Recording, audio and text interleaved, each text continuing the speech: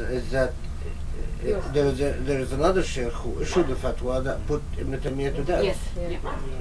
So I think he was killed by his own dictatorship. Yeah, by the sultan who took the opinions of the fatwas of another sheikh, and Jawdat is saying that the irony is that Ibn Taymiyyah himself was executed by this very kind of logic. He was imprisoned, but later he died in prison. And then he says, Jawdat says, unfortunately, this is what we still uphold in our tradition. This is how we still think. And those people who have written the tradition have not seen the things we see. So we do have a responsibility to respond to the changes that we have seen. Those people have not seen the European Union, for example, which is a union that is very different in its entity in terms of our political evolution in history. That these people are now uniting without coercion, without sending armies the way the previous European dictators tried to do it. And we need to understand that these people are uniting because of democracy and because of their own will instead of being coerced. And democracy, I have to remind all of you, is truly what monotheism is about, because democracy is tawheed, because you can even be an atheist in a system where when you have democracy, it allows you to even have your freedom of ideas, because it does not take other human beings as gods. That at least you can live in a system where there's not a worship of other human beings, of tyrannies, because it is a system that does not accept the imposing of human beings as gods above other people, regardless of their faith. And he says, because when we worship human beings, we have entered shirk. When we worship the power of weapons, we have entered shirk. Whatever we worship that we associate with God is shirk, and that's why the Quran, Jawdat is saying, is extremely strong and vigilant about the notion of shirk, and even says that mushrikeen are unclean and impure, because Jawdat says whoever believes in coercion or worships other human beings is a form of shirk. Even that's why we need to be free from worshipping and revering our ancestors, because whoever believes in the great so and so of our tradition has entered shirk. These are, and then he uses the verse in the Quran, tilka ummatun qad khalat. The Quran says those people belong to a bygone generation. You shall not be taken accountable for what you do, and they will not be taken accountable for what you do. And therefore, in fact, Tawheed is to live in a complete state of freedom, where you get everything that's in your gut and your mind off your chest, off your mind, because God loves creativity and loves innovation, and that you need to live in a society where you are so comfortable and free to create and to think, and that even if you're wrong, it doesn't matter. You should not be punished for your ideas. That ideas and thoughts and creativity should not be punished, because what is punished is something completely different. But we have come to punish ideas and creativity in the Muslim world. And yeah, هذا انقلاب فلكي، وأحرق برونو عام 1600 ميلادية في 17 شباط في روما، في احتفال الكنيسة والدولة الجميع البشر. هذا يقول هرطقة وأعدم ولم يتراجع، وجاليله ويده على الكتاب المقدس قال هذا هرطقة تراجعت عنه. ويروى عن غاسل أنه لما قالوا له هل أنت عندك استعداد أن تموت في سبيل أفكارك؟ قال لا والله، لأني يجوز أكون غلطان وأخسر نفسي الروح، يا ما في مانع أن أظهر إلى ما كره وقلبه مطمئن بالإيمان. جاليله أنقذ نفسه. هذا الآن الانقلاب الاجتماعي صار انقلاب فلكي. الشمس الذي صغيرة مثل رأس الإنسان صار حجمه كبير، والأرض التي لا نهاية لها صار حجمه صغير، وأن الشمس معها كواكب أكبر من الأرض ولا نستطيع أن نقعد عليها من شدة جاذبيتها. إذن هذا الانقلاب الفلكي تغير الكون الذي كان في أنفس الناس تغير. هذا انقلاب فلكي كلي. لكن الانقلاب الاجتماعي، الملوك اللي كانوا يحيون ويميتون مثل ما ألم تر إلى الذي حاج إبراهيم في ربه أن آتاه الله الملك إذ قال إبراهيم ربي الذي يحيي ويميت قال أنا أحيي وأميت. الملوك اللي كان حجمها كبير، فرعون لما نحن نقرأ أطول قصة في القرآن قصة فرعون، زوجته شو تقول في بيته كان ماذا يحدث، يعني تفاصيل عجيبة من تفاصيل فرعون لأجل أن نعرف شو داخلية فرعون. هو الذي قال فحشر فنادى قال أنا ربكم وما علمت لكم من إله غيري لئن اتخذت إلها غيري لأجعلنك من المسجونين. آمنتم لما سقطوا ساجدين قال آمنتم له قبل أن آذن لكم من غير إذن ما يجوز أن تتبع أنت موسى لأصلبنكم في جذوع النخل ولتعلمن أينا أشد عذابا وأبقى. شو قالوا؟ لا ضير لنا اقضي ما أنت قال ما تقضي إلا هذه الحياة الدنيا وما أكرهتنا عليه من السحر فالله خير وأبقى. هذه معاني كبيرة. هكذا الصحابة، بلال هكذا قال، سمية قالت هكذا تحت التعذيب، يمر رسول الله بهم ويقول صبرا آل ياسر إن موعدكم الجنة. الآن ما قال والله يا سمية أنت شو ليش ما تقعدي بالبيت ليش تخليك يعذبوك اللي طلعك يا حرمة اقعدي في البيت اللي خرجك اصلا مش ما له اسم تعي مثل اوكي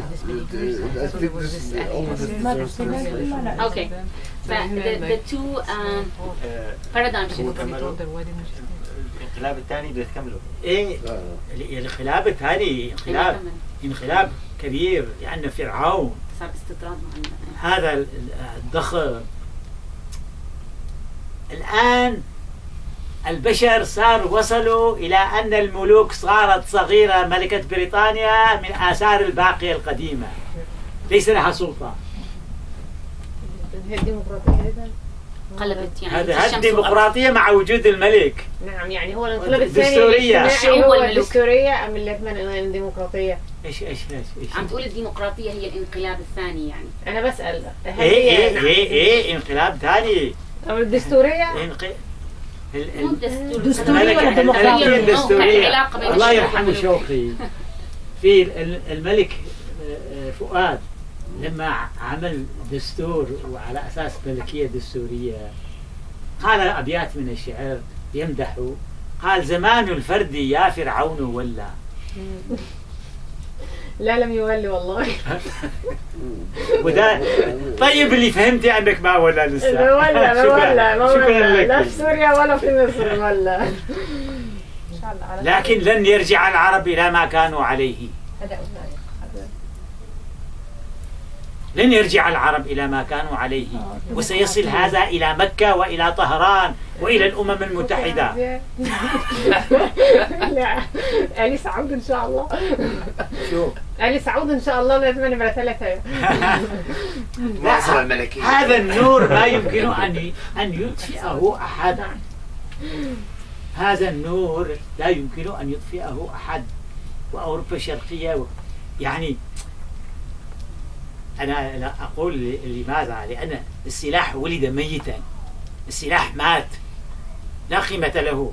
خلينا نتكلم عن الانقلابين ما تفوت على إيه لا خلي فكرة حلوة هيك خاله مشان يصير إيه. يلا قولي ما عم بتقاطعي. لا معلش لأنه دخل فكرة ثانية هلا.